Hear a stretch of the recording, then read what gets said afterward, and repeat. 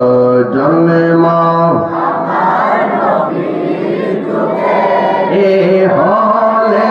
কেমন কত দুনয়নে রাসূল পাক দেখলে কেমন হতো দুনয়নে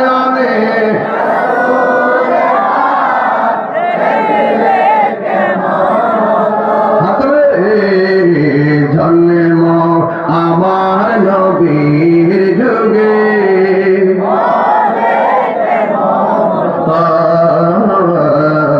জন্ম আমার নবীর যুগে আশ্রিত বেশে হজরতে বেলালের মধুর